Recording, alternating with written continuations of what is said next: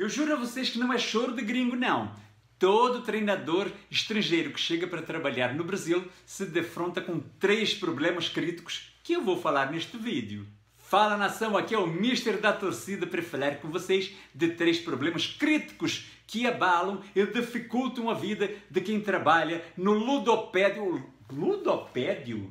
Raios, mas quem teve a ideia de achar que futebol era uma palavra inglesa que não valia a pena ser tropicalizada para ser usada, que o povo nunca ia usar? Eu queria usar ludopédio. Já pensou? Quem jogaria um esporte chamado ludopédio? É futebol. 3 problemas que afligem o futebol brasileiro. Começando pelo primeiro. Olha, a história do futebol brasileiro é incomparável. Desde que o Charles Miller, aquele gajo que chegou a São Paulo, vindo da Inglaterra, com a novidade e com a primeira bola de capotão, né, na sua bagagem, e que ensinou o jogo que começou a fazer sucesso lá na Inglaterra, no velho continente, na Europa, e as pessoas não tinham ainda o conhecimento do que era o futebol, né? Estamos falando disso de mais de 100 anos atrás. E, por exemplo, o grande Flamengo, o nosso Flamengo, o meu Mengão, era um clube de regatas. Até hoje o nome do time é Clube de Regatas Flamengo, não é isto mesmo? Então, as pessoas não sabiam se aquilo ia virar uma moda, não era um esporte popular, se jogava com sapatos calçados pesados, com roupas de trabalho. E parecia que era um jogo de trabalhadores, de um intervalo da fábrica, ao invés de um esporte que ia conquistar corações e mentes no mundo inteiro. Mas a história do futebol brasileiro é incomparável. Logo, já na primeira Copa do Mundo, e o Brasil é o único país, você sabe disso, né? Que participou de todas as 21 edições da Copa do Mundo. Isto é incrível, não dá para pagar essa história, mas eu vou chegar nos problemas. Então, na década de 30, quando tivemos em 1930 a primeira Copa do Mundo, lá no Uruguai, o Brasil já foi representado. Não foi bem, perdeu a partida e voltou logo para casa, mas estava lá já com uma paixão que começava a tomar o coração de todo brasileiro. E depois, lembre-se que no pós-guerra, a primeira Copa do Mundo, depois da Segunda Guerra Mundial, tivemos 2 edições que não foram feitas, foi no Brasil. E o Brasil mostrava toda a sua pujança frente ao mundo. O futebol já era um esporte popularíssimo, era o amor do brasileiro. Nós construímos o Maracanã, o maior estádio de então de futebol. Fizemos uma Copa admirável, tínhamos um time para ganhar a Copa e o que aconteceu? O Brasil perdeu para o Uruguai, do Obdúlio Varela naquela final em 1950. O que acontecia nesta época? Que o futebol estava começando a deixar de ser amador para ser profissional. Não tínhamos a internet, não tínhamos as comunicações como tínhamos hoje. A televisão era incipiente, o rádio é que fazia a grande comunicação num país continental como o Brasil, e a rivalidade que começou a se estabelecer começou a ser uma rivalidade regional. Isto é muito claro. Então, São Paulo, começamos a ter os grandes times do estado de São Paulo. São Paulo, Corinthians, o maior de todos, o Palmeiras e o Santos, que daqui a um tempinho ia gerar o maior time de futebol que o Brasil já teve, né? Que teve o maior jogador do mundo, que é o Pelé. Isto estou falando historicamente, porque para mim o Mengão é o maior de todos, sabem disso.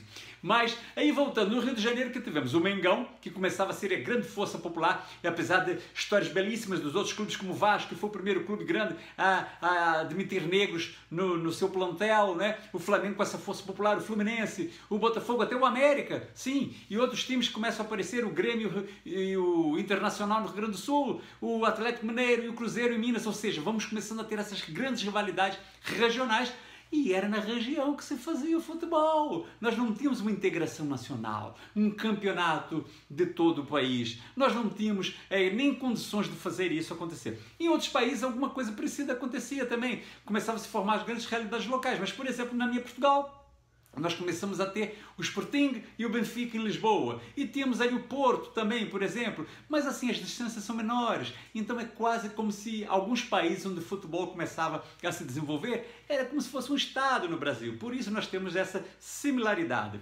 O que acontece? O Brasil, então, a partir da década de 50, começa a ganhar tudo no futebol. É o primeiro tricampeão em 4 edições de Copas do Mundo. Revela Pelé, revela Garrincha. Já tínhamos tido o Zizinho, o Didi, o Nilton Santos, o Djalma Santos, ou seja, é uma apoteose e o brasileiro vai sendo justamente chamado de o país do futebol.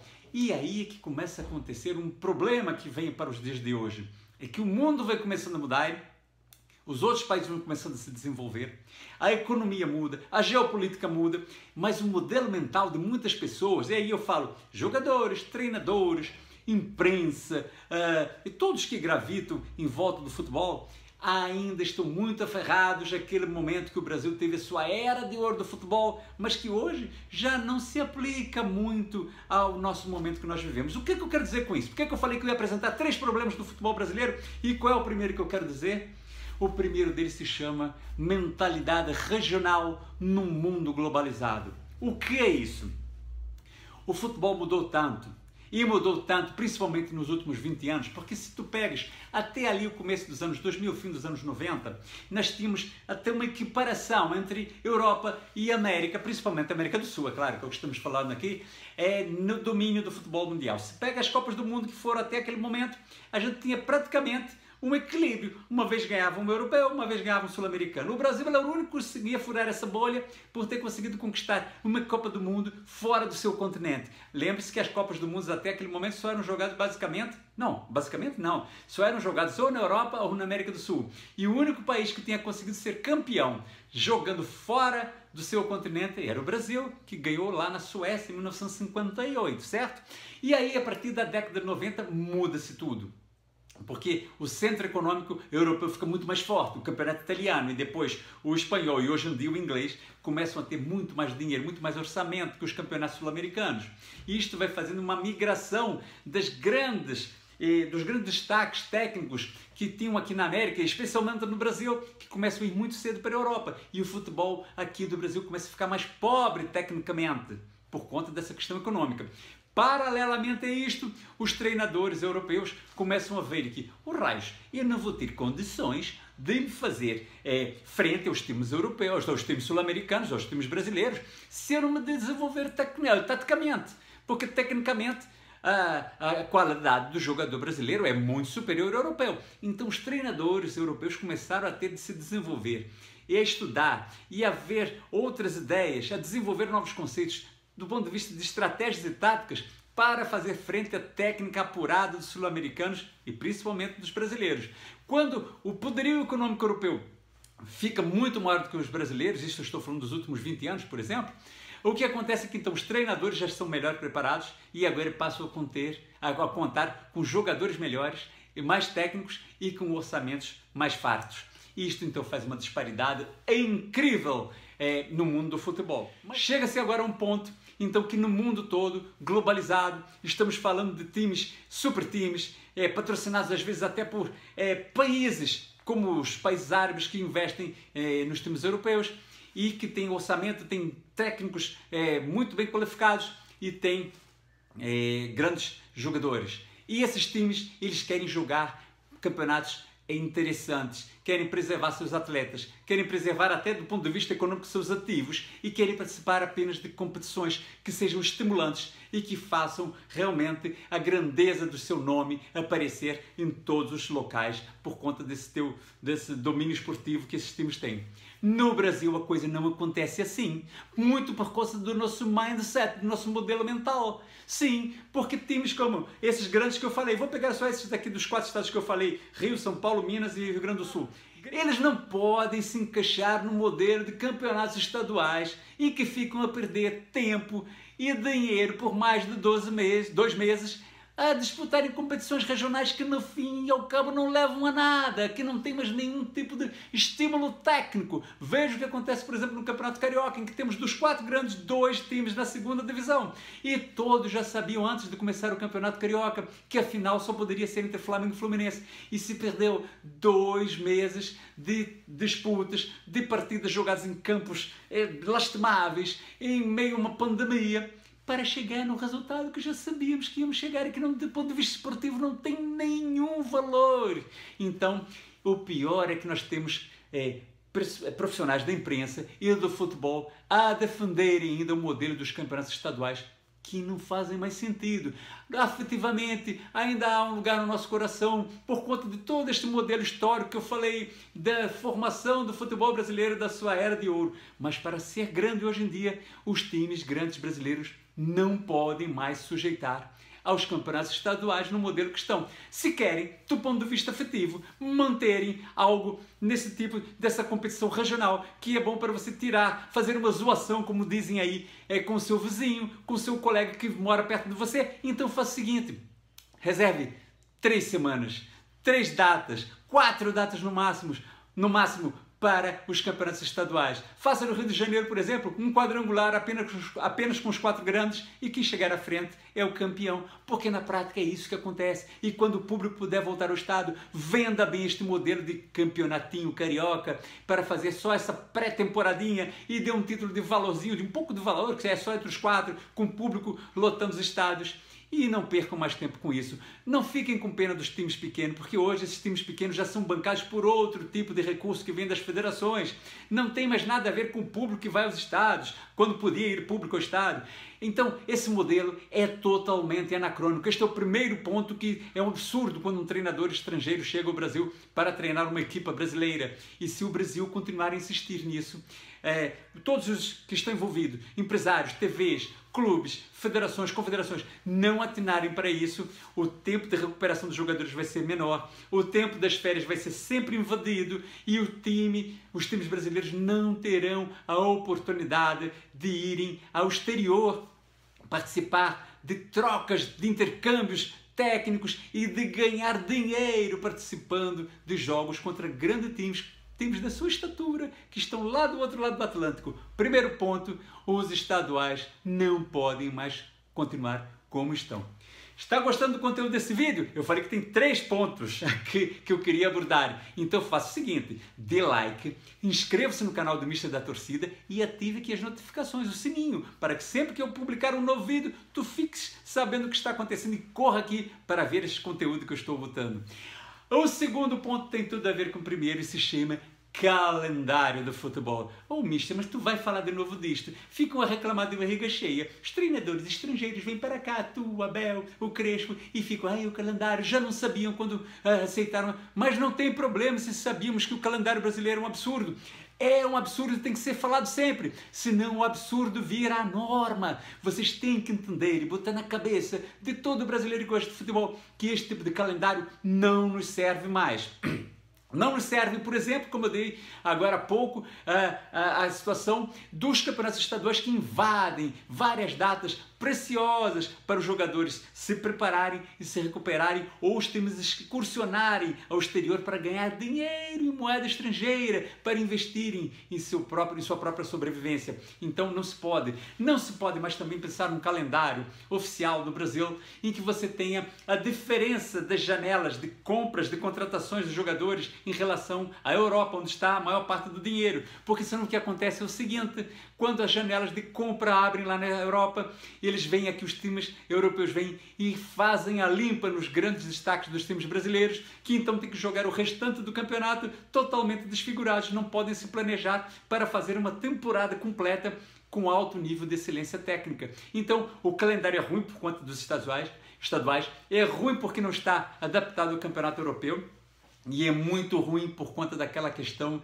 das malditas datas FIFA, que o Brasil acho que é o único grande centro de futebol que não se adaptou ainda a este fenômeno. Ou seja, as datas FIFA foram criadas justamente a partir de reclamações dos grandes clubes europeus que não queriam mais saber de seus jogadores serem cedidos para jogos de selecionados e eles ficarem sem os jogadores em partidas importantes dos torneios que estavam a disputarem. Hoje em dia, inclusive, os europeus estão até reclamando de um outro nível, hein? Eles já não querem mais nem saber dessas datas FIFA tão a miúde, porque mesmo que os jogadores sejam pagos enquanto estão servindo a seleção pela federação daquele país e que também não haja rodadas dos campeonatos europeus. Quando tiver a data FIFA, muitos jogadores voltam lesionados a seus clubes e as equipes acabam jogando desfiguradas. Veja o caso do Lewandowski, o melhor jogador da última temporada, que desfalcou o Bayern justamente nas partidas decisivas da Liga dos Campeões da Europa recentemente, e o time não conseguiu passar pelo Paris Saint-Germain.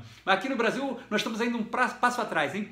Nós ainda não temos um calendário que respeite a parada para os jogos da FIFA. Ou seja, vamos pegar o nosso Mengão. O Flamengo investe, tem os maiores jogadores nacionais e internacionais no seu elenco. Vem a seleção, as seleções, né? Porque tem seleção do Uruguai, também seleção do Chile, tira mais da metade dos nossos jogadores e nós ficamos disputando as competições nas mesmas datas que temos jogos das seleções. Temos jogos pela Libertadores, temos jogos pelo Campeonato Brasileiro, temos jogos... Enfim, isto é incrível, não entra na cabeça do mister, não entra na cabeça de nenhum treinador decente. Então, se os clubes não brigarem por um calendário racional e adaptado aos calendários mais desenvolvidos no mundo, nós vamos ter jogadores estourados, times desfigurados, orçamentos caindo, público não querendo mais saber dos jogos e nós não vamos ter nem situação econômica. Quer dizer, nós estamos matando o nosso próprio produto. Não faz sentido. Eu me lembro que há 12 anos atrás eu estava de férias na China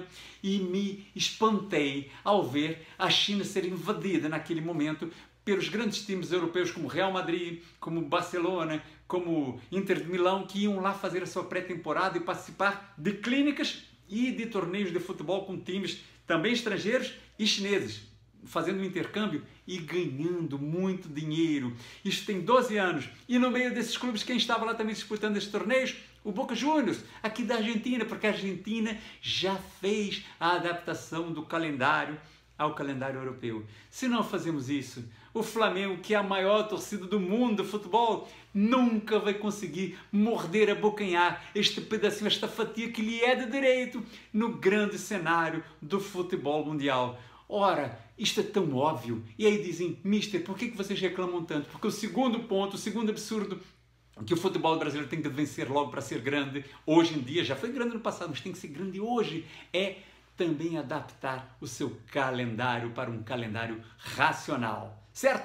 E agora nós vamos então ao meu terceiro ponto, que tem tudo a ver com isso também. Você veja que eu falo de 3 pontos, mas eles são totalmente interligados. Não podemos ter esses estaduais, esse modelo dos estaduais, como as grandes rivalidades é que nos importam. Hoje o Flamengo tem que ser rival do Bayern de Munique, tanto quanto é do Fluminense, do PSG como é do Vasco. E também do Palmeiras, como é do Botafogo. Não faz mais sentido a gente ficar vivendo só o nosso mundinho, certo? O mundo está todo conectado. E o terceiro ponto, então aí agora vai um puxão de orelha a todos nós que somos treinadores. Veja só, os modelos mentais têm que ser mudados, mas os modelos táticos e estratégicos também têm que ser atualizados. Não faz mais sentido hoje em dia nós termos discussões já vencidas há muito tempo nos grandes centros futebolísticos, coisas como não sei porque o técnico está insistindo em jogar sem um zagueiro ou com meio campo jogando na zaga. Grandes times hoje têm 200 formas diferentes de jogarem, dependendo de cada adversário, de cada momento, de cada situação. Vamos pegar o maior referencial. Vocês sabem que o único que me ensinou alguma coisa, eu sou um autodidata, foi o Johan Cruyff. E o melhor discípulo do Cruyff hoje em dia é o Pep Guardiola, que ganha tudo e joga muito bem e cria muito. O Guardiola joga sem zagueiro, com 4 zagueiros, sem laterais, sem centroavante, com falso 9. Eu quero ver o dia que ele vai tirar o guarda-metas, vai jogar sem goleiro. É só o que me falta. Mas o Guardiola faz isso de uma forma soberba. E os times deles são sempre diferentes e tem várias armações táticas. Aqui no Brasil, imprensa, jogadores, torcedores, treinadores ainda querem assim. Não sei porque o treinador está insistindo em não ter um time com 11 titulares. 11 titulares é muito bom para jogo de botão, é bom para o nosso time de antigamente, isto funcionava muito bem. O time do Zico, que ninguém esquece da cabeça, Raul, Leandro, Marinho, Moser Júnior, Andrade, Adilho Zico, Tita, Nunes e Lico, eram 11. Hoje, se aquele Flamengo fosse jogar, nós não íamos poder ter esses 11 ao mesmo tempo, e mesmo quem vai aí no YouTube ou nos livros de então e procura quantas vezes esses 11 que eu falei que jogaram naquela temporada, você vai ver que é ínfima quantidade de vezes que esses 11 jogaram como 11 mesmo. Os times são dinâmicos, eles têm que se adaptar, porque nós temos contusões, temos expulsões e suspensões, temos a necessidade de recuperação dos jogadores, temos convocações para os selecionados nacionais e temos uma coisa que não gostamos muito de falar aqui no Brasil, mas que é verdade, hein? Nós não podemos, nos grandes times que têm 15, 18, 20 grandes jogadores e o orçamento, o investimento que é feito é justamente para ter times grandes com muitos bons jogadores para poderem sustentar uma temporada e vários campeonatos, Nós não podemos ter esses jogadores sentando no banco o tempo todo. Porque o grande jogador não pode ficar sendo tão desprestigiado e não entrando nas partidas. Um grande jogador como Pedro não pode passar uma época, uma temporada inteira sendo reserva do Gabigol. Você tem de ter momentos que ele tem que jogar junto com o Gabigol, ele tem que jogar no lugar do Gabigol e o treinador tem que se virar para fazer vários modelos, para enfrentar também cada adversário diferente de uma forma diferente. Não pode ser só uma forma de jogar, nem só 11 jogadores. Isto é tão óbvio, mas na mente dos nossos periodistas isso não é claro. E são esses periodistas que fazem carga nas mesas redondas para derrubar o técnico, ou para mudar o jogador, ou para botar o jogador no campo, ou para manter as coisas como sempre foram. E a torcida vai na onda desse pessoal, ainda mais numa época da comunicação como hoje tem na internet. Então os torcedores começam a exigir, a dizer coisas como rodízio é coisa de churrascaria.